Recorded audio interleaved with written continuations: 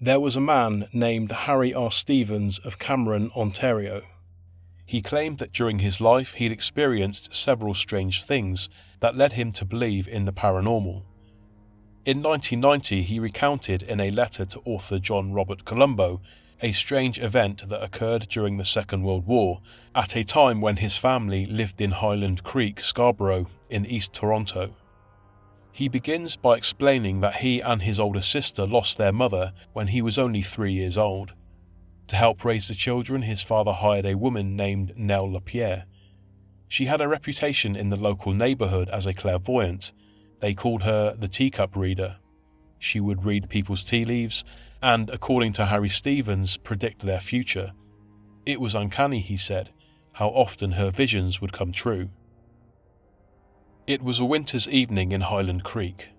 Mrs. Lapierre was sitting in the kitchen of the Stevens farmhouse, looking intently out of the frosty window. She suddenly rose to her feet and stepped forward, apparently scrutinizing the cold glass. She then called out to Mr. Stevens. Pointing at the window, she exclaimed that her good friend Helen Reed was out there. She could see her face looking in. Nell Lapierre, now frantic, said that her friend was in some kind of peril and was calling her name. It took Mr. Stevens some time to calm Nell down.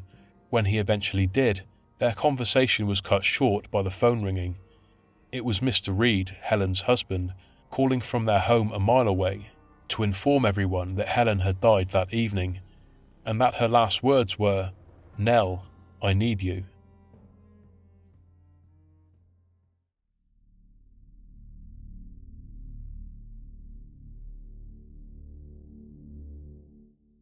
Fred Nelson was a gold prospector from Dawson in Yukon Territory. It was the cold months of 1900, back before Dawson was officially named a city. Fred Nelson and a fellow gold prospector and merchant named Swanson ventured to the western reaches of Yukon, where the Clinton Creek meets the Yukon River, close to the newly founded town of 40 Mile. It was bitterly cold. Nelson and Swanson had underestimated the conditions in that region, and at this point they feared for their lives. As desperation was taking hold, they saw a wooden cabin hidden amongst the tall trees. They knew the cabin. Many people did. It had a grim, bloody history, and because of that, people tended to stay away. But Nelson and Swanson were desperate. They could either die out here or take shelter. With a renewed enthusiasm and using the last of their energy, they made a run for it. Once inside the two-roomed space, they lit a fire and began to relax, eventually falling asleep. It was midnight when Fred Nelson was woken up by the sound of howling wind. He lay there listening to the outdoor noises, but it soon became clear that there was a second noise, a low-pitched groaning which he was sure was coming from the back room. He suddenly stirred when he heard it again, waking up Swanson as he did. Swanson, once out of the daze, heard it too. The sound was clear now, like a human in pain. The men went to the back room and pushed on the door, but it wouldn't budge. The door they had opened easily earlier that night felt firmly sealed. Fred Nelson put on his boots, went outside, and around the cabin. When he peered into the window of the back room, he saw what looked like a cluster of mist. After a few seconds, it took the form of a person, a man bent over and writhing in pain. The low groans of the man continued as Nelson backed away in fear and made his way back to Swanson. Barely able to speak, Nelson explained what he had seen. By now the sounds had ended. Both men stood in the dim light of their lanterns, pondering what to do next, and desperately afraid of what they had experienced. But they were more afraid of the 40 below zero temperatures outside, so they remained in the cabin, unable to sleep. As time went on, Swanson gathered his emotions and attempted a kind of séance. I'll get back to Nelson and Swanson's night vigil shortly. At this point, I want to expand on the alleged story behind the cabin in the woods. The cabin near 40 Mile was the subject of a recent bloody history. In 1886, 14 years prior to Fred Nelson's experience, the bloody body of another gold hunter named Salle, who was the owner of the cabin, was found inside. From the nature of his horrific wounds, it was clear that he had been murdered. Suspicion immediately fell on the Tanana natives of Alaska, whom it was known were angered by the gold prospectors, fur trappers and missionaries who kept invading their territory, but there was no proof that the Tanana people were responsible, and the crime remained unsolved. Sitting in front of the closed door, Swanson asked the apparition questions and established communication through knocking. When he asked if the apparition was that of gold hunter Salle, the response was loud knocks replying yes. When Swanson inquired about how Salle had died and who was responsible, the door violently flung open to reveal a dark, cold, empty room. Swanson and Nelson, completely bewildered and nerves ravaged, remained in Salle's cabin until dawn when they made their way home. A few weeks later, back in Dawson, Fred Nelson told his story to a reporter for the Klondike Nugget newspaper.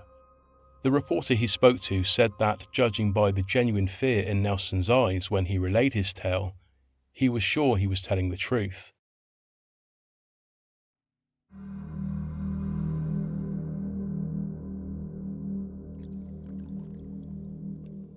This is Norm Bilotti.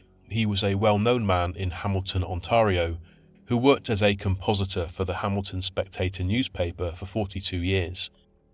When he wrote his own obituary in 2024 at the grand age of 93, he gave his final thanks and goodbyes to everyone he knew. In October of 2020, a mere 3.5 years before he passed away, Norm spoke to Hamilton Spectator journalist Mark McNeil about an experience he'd had almost 50 years earlier in June of 1971. The details of the events that allegedly took place on Upper Wellington Street in Hamilton were frightening, outlandish, and sounded like something from a 1970s horror novel. But despite having his detractors, Norm Bilotti maintained that the events that occurred in 1971 were true. In June of 1971, Norm was jolted awake by the screams of his terrified wife, Sherry. Confused and blinking in the dim light, he tried to make sense of what was happening. When his eyes focused, he saw it, but could barely believe it. He later told a news reporter, "If it had only been me, I would have thought I was crazy, but we both saw it." Floating at the foot of the bed was a human form in what looked like a black gown, but it had no discernible facial features. With their bodies pressed against the bed's headboard, Norm and Sherry watched in terror as the apparition hovered and then slowly backed away towards the wall before disappearing. Exactly 4 weeks later, the second sighting happened. This time, Norm saw it first and woke Sherry. The same ghostly figure appeared and rose above the bed. This time it was clearly a feminine form. Norm remembered seeing her face, and in particular remembered what looked like bulging eyes and wild hair. The Bilottis watched in fear as the phantom backed away and once again disappeared. Norm and Sherry, despite being shaken by their experiences, wanted to find out who the phantom was, so they requested the help of psychic Malcolm Besant of Rose Hill College in Buffalo, New York. Bringing a team with him, Besant visited the house. His company consisted of Bernard Baskin, a Hamilton rabbi, Dr. A.S. McPherson, a director of the Hamilton Psychiatric Hospital, and journalist John Bryden of the Hamilton Spectator, who was writing an article on the Bilottis' experience. Malcolm Besant claimed that he sensed a presence within the home. Concentrating on the second-floor bedroom where the apparition had appeared, he pointed to a wall. He said, "I think something is concealed in this area. I'm being drawn to it very strongly. It's the reason for the manifestation. I certainly would like to see behind the walls or under the stairway that has been blocked off. I don't suggest you tear them up, of course, but it would be interesting." He also said that he believed the haunting was connected to a family with 4 children and a disabled woman who had died a painful death in the house. Besant said that he was also feeling a connection to the letter S and suggested the names Sarah or Sam, and that he was sensing the initials S.A. He added that the date, August 1947, was significant, and so too were green and white flowers, but he couldn't be any more specific than that. He also talked about hearing screams throughout the second floor and suggested that the woman they had seen was trying to draw their attention to something in the room, something hidden. John Bryden's report on the investigation was entitled In Search of a Ghost, and it appeared in the Hamilton Spectator on the 27th of November 1971. An artist's impression of the apparition was drawn from Norm Bellotti's description and featured alongside the article. John Bryden did a background check on the place and discovered that before the Bellottis moved in, the house was occupied by a family of 4. He found out that Mrs. Flowers was the lady of the house, and she did suffer a painful death, but she did not die in the house. She and her husband were active members of the Salvation Army and purchased the property in September of 1947. Famed Canadian author John Robert Colombo points out in his 2000 book, Ghosts of Canada, that the initials SA, which were mentioned by Malcolm Besant during his vigil, may have stood for Salvation Army. Although they pondered over it many a night, Norm and Sherry never did see the night spectre again. They moved from the rented Hamilton house shortly afterwards. 11 years later, it would be demolished.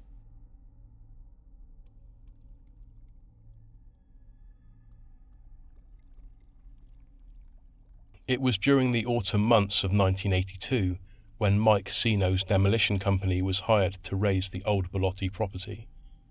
All was running smoothly, but some of the workmen claimed that when they were pulling copper from the walls, noises were emanating from within the house. It raised a few eyebrows, but it was nothing that would halt the demolition. Then, as the old wood and plaster interior gave way to the wrecking ball, a stone slab fell out of a second-floor wall. It was an old tombstone. Everything grinded to a halt as the workmen stood around and studied the object. Carved into the top of the stone were the clearly legible words, "Our baby." Below that was the inscription, Martha Louisa, 1888, and Emma Grace, November 9th, 1879. Beneath that is another partially visible inscription of a date in 1879. Norm Bellotti heard of the discovery in his old home from his colleague at the Hamilton Spectator, Mark McNeil, who was writing a new article on the case. The tombstone had been lodged in the space between 2 walls, which was in the bedroom that he once shared with his wife. It was almost the exact same spot that Malcolm Besant, the New York psychic, had pointed out. The tombstone was missing a large chunk at the bottom and a part at the top. It was found to have been stolen from a pioneer cemetery, which is a cemetery for the earliest European settlers in the area, but no one knew why it was hidden in the walls of the house on Upper Wellington Street, although it was surmised that it was being used as a structural support. Mark McNeil managed to establish that the stone was the memorial of 2 infants, Martha Louisa Young and Emma Grace Young, who died and were buried in the local cemetery not far away. Photographer Jim Fish shot this image of Norm against the rubble of the old house holding the tombstone. When the 1982 article entitled Explain This One was written, there was a great deal of anticipation amongst the Hamilton Spectator staff. Extra papers were printed in anticipation for a big selling edition, and radio advertising to promote the upcoming story was paid for. Was the ghost that haunted the Bellotti's home real? Was it Mrs. Flowers, or was it the mother of the children whose names were on the tombstone? Nothing is clear, but following the building's demolition, the space where the house once stood became the parking lot of the Police Association building at 555 Upper Wellington Street.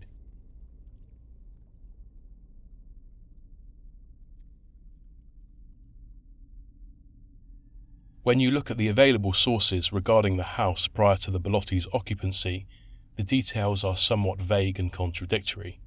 For example, Mark Leslie, author of the 2012 book Haunted Hamilton, says that the house was built in 1947 by a well-respected man who also opened a hardware store next door.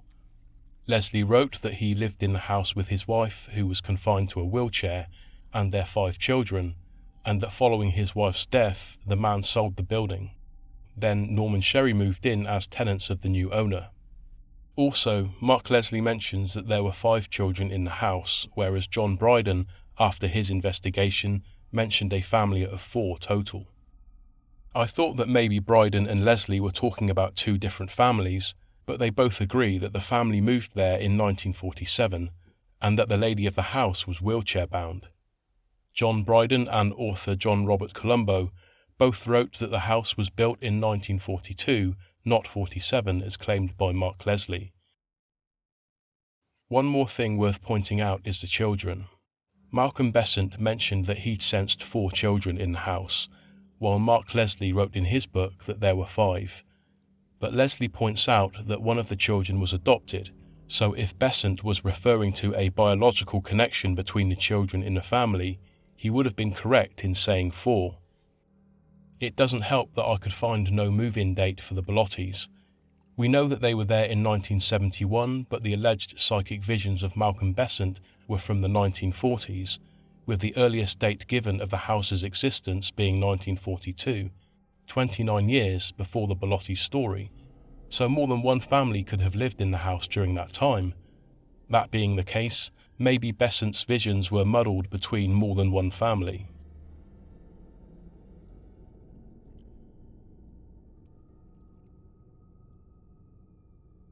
This is Norm Bellotti, 90 years old at the time, standing in the parking lot which was once the site of his home on Upper Wellington Street, holding the news article from 1982.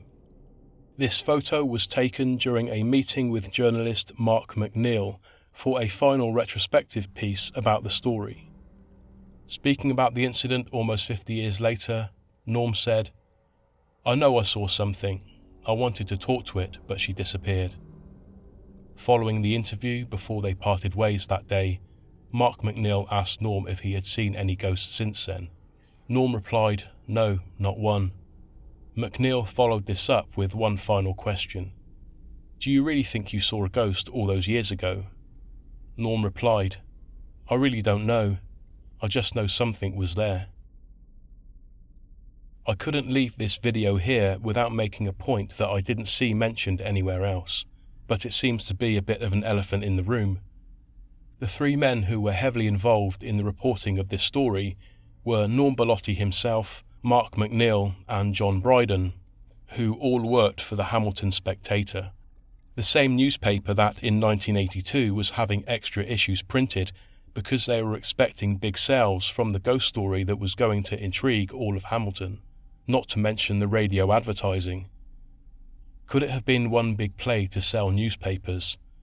Of course, some of the specifics given by Malcolm Besant in 1971 were reported to be accurate, but a cynical person would say he was in on it.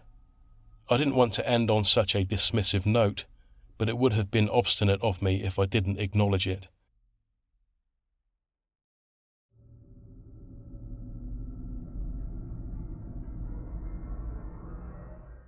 In the early 2000s, according to author Pat Hancock, the security system at the Assiniboia Gentlemen's Club in Regina, Saskatchewan, would pick up a presence moving around on the top floor. The staff there couldn't see it, but the security system would indicate that there was a person up there, moving around at all hours, day and night.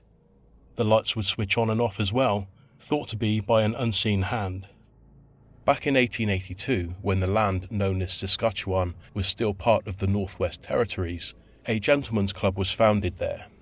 The Assiniboia Club was formed in 1882 and was one of the first private clubs established in the territory.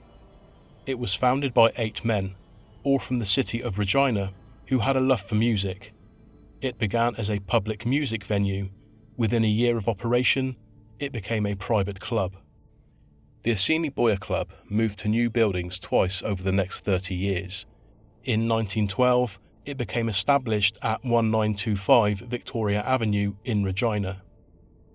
The establishment would attract wealthy men, and business deals, often international, were struck over the gaming tables and in the meeting rooms. It was also a haven for those who wanted to discreetly indulge in extramarital affairs, and inviting prostitutes in became common practice. There was a case, according to legend, of a young woman who would routinely visit a man on the top floor of the club. For him, she was merely providing a service, but it's said that she fell in love. She would, at times, visit unannounced, request to see him outside of the club, and eventually she became a burden. The story goes that one night, 3 members of the club brought her in with the promise of seeing her man. They escorted her to the top floor and brutally slayed her with an axe. It's believed that the men responsible and the man she had been seeing removed her body from the club and disposed of it. Some say that her ghost still roams the upper hallways. Although not visible, the security system would indicate that something was there. Many believed it was the ghost of the jilted young lady in search of her lover.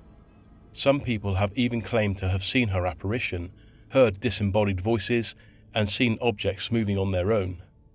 One of those people was an employee of Denby's restaurant, which operated on the premises from 1997 until 2005. They claimed to have seen a set of plant pots hovering in the middle of the room. For most of the club's existence, memberships were offered to men only. Women were officially granted access to the main dining room in 1972, but it wasn't until 1988 that they were offered membership. However, despite these changes and attempts to adapt to the modern world, the business struggled. To cut back on costs, it moved to the upper floors, while other businesses took over the ground floor. Eventually, the Assini Boyer Club closed its doors in 2007.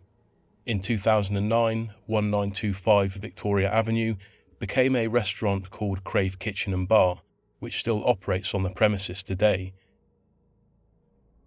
As for the woman behind the ghost story, I could find no record of her death or disappearance, so I can't confirm anything.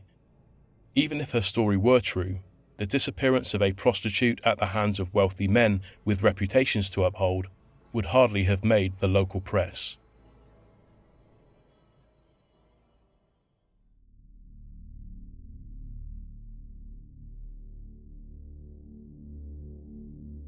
During the years of the First World War, a family from Manitoba moved to Summerland, British Columbia, which is situated on the western shore of the Okanagan Lake. The married couple and their young sons enjoyed the tranquility and safety of the lake shore, cultivating their fruit orchard far from the war that was being waged overseas. The family, who remained anonymous when telling their tale, said that one evening the brothers had headed out to move their horse to a grassier, more sheltered pasture away from the orchard. That's when the youngest brother saw a movement in the moonlit distance. It looked like a human form, a man moving along the road just beyond the orchard. As he drew closer, the brothers could see that he was well built and dressed in what looked like old-fashioned evening dress, a white hip-length jacket buttoned up to the neck. Now leaving the road, the ghostly stranger was heading towards the family cottage. One brother called out a greeting as the stranger passed by. He didn't stop, but as he turned his head, the brothers could make out his cold stare and prominent features in the moonlight. The young men felt a creeping dread when they realized that he wasn't making any sound at all. Anyone walking the lane towards the house would grind up gravel beneath their feet, but there was nothing. The spectre moved in complete silence around to the side of the cottage, to the side door which led to the kitchen. The boys followed him around, and when they entered the kitchen they were faced with their parents. Keen to know who the mystery night visitor was, the brothers inquired. But, as I'm sure you'll have guessed by now, their confused parents knew nothing of the stranger who their sons swore walked into the house. It was the 1950s, some 40 years later, when this tale was first put to paper. Even after so much time, the young brothers still chose to remain anonymous. At the time, they had asked the people of Summerland about the mysterious man. No one seemed to know who he was or where he might have come from.